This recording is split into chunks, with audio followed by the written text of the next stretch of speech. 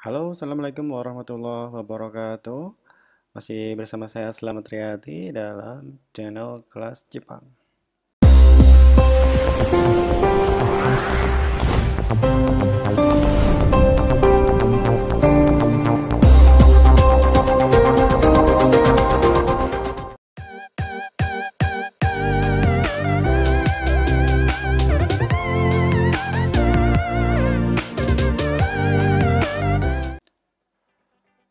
Oke, kali ini saya cuma mau kasih tips ya.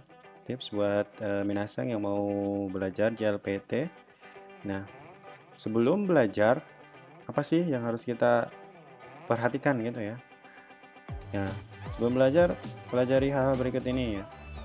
Ini mungkin saya berbagi tips saja sesuai apa yang saya alami ya.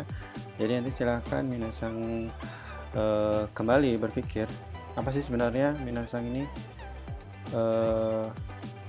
yang harus dipersiapkan. Pertama silahkan pikir ya, saya belajar bahasa Jepang itu buat apa gitu. Misalnya, oh saya cuman iseng-iseng aja nih, atau oh karena saya suka anime, atau misalnya oh karena saya memang ini apa namanya buat persiapan ujian, atau misalnya untuk beasiswa ke Jepang misalnya.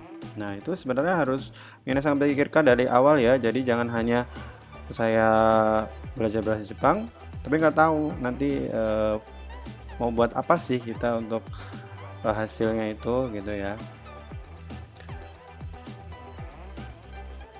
Kemudian pikirkan lagi, apakah belajar jadi beban minasang semua gitu.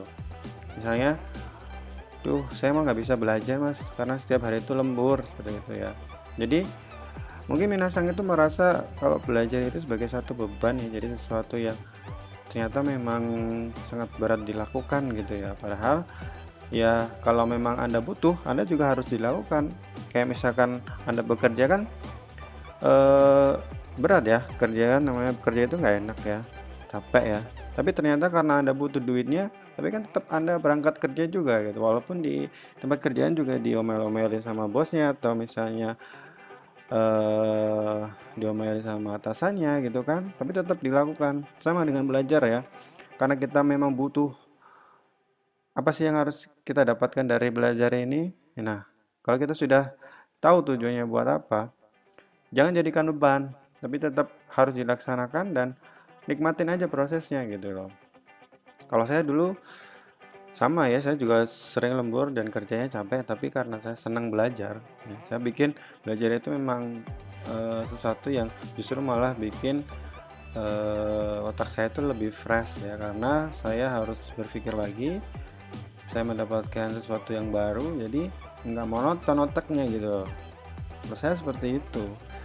Ya mungkin buat minasang yang masih bekerja sambil belajar, silakan pikirkan lagi. Kalau misalkan ternyata memang jadi beban dan tidak bisa, ya udah nggak usah belajar.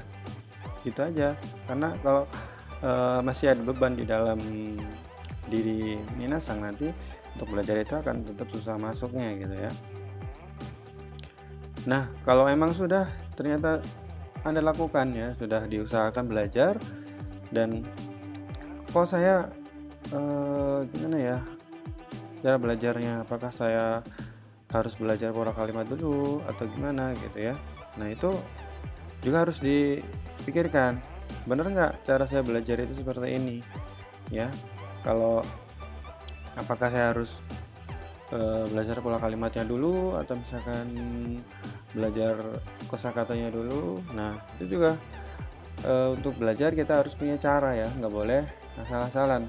Karena apalagi untuk JLPT ini, kita itu ada sebenarnya ada apa namanya, tata cara atau urutan yang sebenarnya harus benar-benar sesuai dengan materi yang JLPT N3 ini diadakan ya. Jadi nggak bisa misalkan sebenarnya untuk belajar JLPT minasang pakai buku Minano Nihongo, sebenarnya itu nggak masuk. Menurut saya tidak masuk karena beda ini ya, beda fungsinya gitu. Jadi kalau misalkan minasang mau belajar JLPT, pakai buku JLPT khusus JLPT. Jadi disitu nanti akan ada materinya, struktur soalnya, dan untuk belajarnya itu ada eh, apa ya istilahnya ya, sudah dibikin sedemikian rupa supaya Minasang itu lulus JLPTN 3 gitu loh. Jadi kalau untuk Minnan Nihongo kan hanya untuk basic aja bahasa Jepangnya gitu loh. Ya. Nah, sudah belajar, terus kemudian sudah tahu caranya, tapi apakah sudah maksimal gitu? Belajar Minasang itu sudah maksimal? Apakah benar Minasang sudah setiap hari menyisihkan waktu 2 jam sehari untuk belajar atau enggak? Ya. Terus itu yang mungkin Minasang apa ya, udah belajar tapi misalnya dong-dongan ya, 1 hari belajar 2 hari libur, 1 hari belajar 2 hari libur. Nah itu ya bakal cepat lupa ya, karena untuk belajar itu kita nggak bisa cuman 1 kali 2 kali. Bahkan untuk menguasai satu buku aja saya rasa minimal harus membaca buku itu lagi minimal 5 kali lah, sampai dengan benar-benar paham isinya dan ngotot lah ya kosakatanya seperti itu. Karena kalau tidak mengulang kita tetap akan lupa, dan kalau nggak dipakai juga sama aja gitu. Nah seperti itu ya, kalau misalnya mungkin ini salah satu tips yang mungkin bisa saya sampaikan.